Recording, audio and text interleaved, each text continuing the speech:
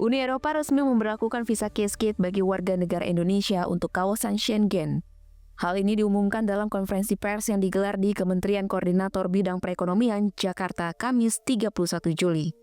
Skema visa Cascade memberikan akses lebih mudah bagi warga negara Indonesia untuk berulang kali memasuki kawasan Uni Eropa dengan satu visa Schengen yang berlaku untuk masa yang lebih lama.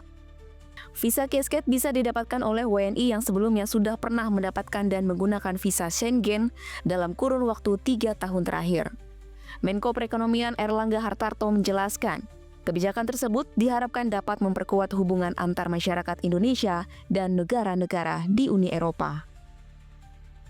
Bukan hanya dalam pergerakan turis, visa tersebut juga diharapkan dapat menggenjot sektor bisnis dan industri, terutama bersamaan dengan percepatan ratifikasi Kesepakatan Kemitraan Ekonomi Komprehensif IEU-CEPA. Promosi Indonesian product, di samping itu juga untuk melihat sektor jasa di Eropa dan juga sektor yang terkait dengan perkembangan teknologi. Jadi ini yang harus tentunya didorong dan juga ingin mendapatkan knowledge dengan negara-negara Eropa, dan kita tahu negara Eropa kuat di R&D dan inovasi. Sementara itu, Duta Besar Uni Eropa untuk Indonesia, Denis Kaibi, mengatakan, kebijakan visa Cascade menjadi keputusan politik yang diambil guna menindaklanjuti besarnya potensi pertumbuhan dalam hubungan Uni Eropa dengan Indonesia. For the last 10 years, we try to act according to the potential of our relations. And really, it's the member states ambassadors here who have really put a lot of pressure on their capitals to move this point forward, to move this point higher on the agenda. So the main reason to do that is because of the strong partnership and a stronger partnership we want to establish with Indonesia.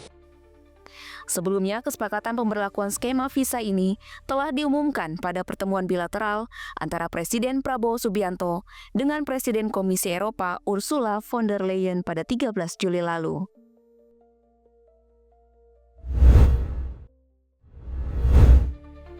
DPR RI menyetujui pertimbangan Presiden Prabowo Subianto mengenai pemberian amnesti kepada 1.116 orang narapidana yang memenuhi syarat dan verifikasi. Pemberian amnesti tersebut termasuk diberikan kepada Sekretariat Jenderal PDI Perjuangan Hasto Kristianto.